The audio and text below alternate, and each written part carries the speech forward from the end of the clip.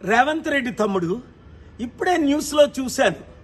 ఈరోజు నువ్వు media రిపోర్టర్స్ని attack చేయడం, అంతేకాకుండా 10 సంవత్సరాల వరకు నేనే ముఖ్యమంత్రిగా ఉంటానని.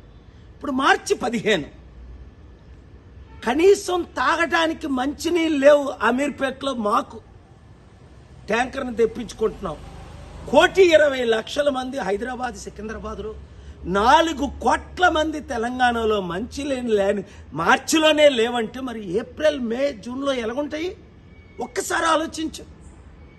ముఖ్యమంత్రి అవడం అంటే సమిట్ పెడతాను, ఇన్వెస్ట్మెంట్స్ తెస్తానన్న ధ్యానం లేదే.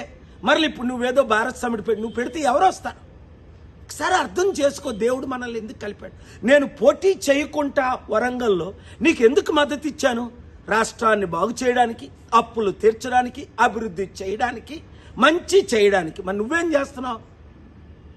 బీజేపీ వాళ్ళు గెలిపిస్తున్నావు.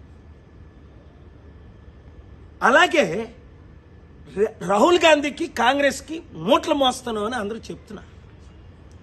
ఇప్పుడు దోచుకోవడం, దాచుకోవడం, పంచిపెట్టడమేనా, లేదా ప్రజల మీద ధ్యానం ఉందా?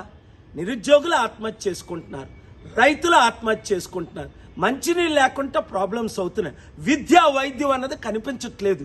15 నెలల్లోనే నువ్వెంత ఫెయిల్డ్ ముఖ్యమంత్రి అయితే, ఒక అన్నగా, శాంతి దూతగా, నీ అడ్వైజర్గా నాకెంత బాధేస్తుంది. కనుక ఈ వీడియో చేస్తున్నాను. రేవంత్ రెడ్డిని రీచ్ అయినంత వరకు ప్రతి మీడియా వారు, ప్రతి యూట్యూబర్స్ దీన్ని షేర్ చేయండి. రాష్ట్రాన్ని కాపాడుకుందాం, దేశాన్ని రక్షించుకుందాం.